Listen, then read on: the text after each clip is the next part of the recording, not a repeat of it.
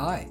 By looking at me, I'm pretty sure you've concluded, I'm not the priest, I'm not your parents, and I'm also not a professor. And that's what makes me qualified to give you honest advice. And I'm going to show you how to not fail your exams and your midterms and how to actually get good grades. The whole C's get degrees thing, that's like living paycheck to paycheck. You don't want to be there. The first thing that you're going to need to realize is that engineering midterms are essentially mental gymnastics. You have to feed yourself. You have to go outside, study. You also need to maintain somewhat of a social life. As much as other people will say it's not time to go talk to people, that's called solitary confinement. Nobody should ever be subject to that. So you need to find a way to balance all of these things on a razor's edge. The way I've managed to do this is when I was studying, I would do 3 hours in my room, then I would go study with friends for 2 hours, and then I'd come home and study another 3 hours in my room. And the reason for this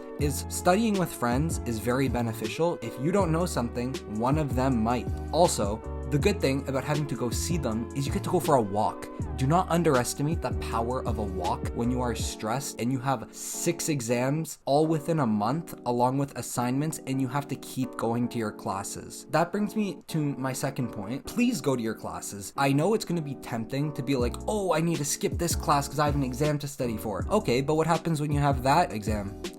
What happened then? You missed all that information. There's no such thing as I will catch up on it, because you will feel like you will be able to catch up, but most people will say I will catch up on it, and then you'll catch up on the next thing, and then you'll miss a lecture to catch up on that, and then you're stuck in an endless cycle of death. But then you've also missed the information in a bunch of your other classes, which you also have to write midterms for. This topic is called object permanence. Just because you're not there doesn't mean the other things aren't happening. Another thing you may have heard, you're gonna want to study your notes really hard. I personally wouldn't recommend in engineering to focus too hard on the notes you've already taken. You should really be trying to focus on actual practice problems, and that cannot be understated. One thing about an engineering degree is it is not a memorization degree. You need to learn how to use the formulas, not just how previous questions looked, to see if you genuinely know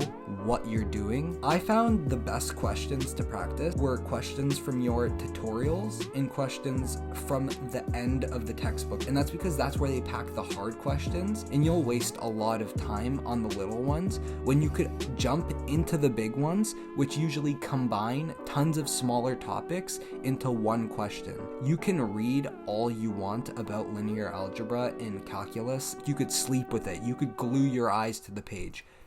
You're not going to learn how to do it. Another tip I would give that you might not hear so much from your parents, use ChatGPT to your advantage. Who are you going to ask the really hard questions to?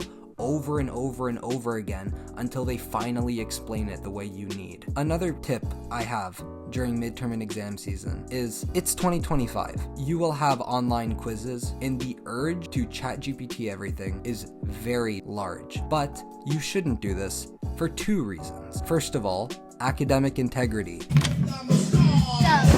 FBI, open up! If it's just completion homework and you need to get it done and you're like, oh, I could just chat it or ask a friend for the answer, give it at least a couple shots.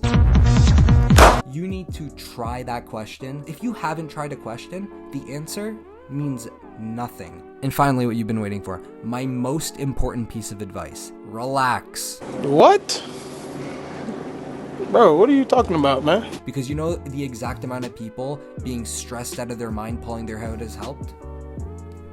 0. Your degree is a logical degree. Calculus does not care how you feel. The only thing that matters is that you are able to focus. Stress is the equivalent to having 2 broken legs and trying to run from a bear, because you are crawling on the floor as fast as you can. Your mind's racing. You don't know what to do, and you have your exams chasing you. You might think, first year, my GPA doesn't matter. Your first year GPA sticks with you. Other jobs may ask you for your transcript. Internships may ask you for your transcript. You don't want to screw up the internship you're trying to get in third year because first year you was thinking Bacardi on a Sunday night before your exam was a good idea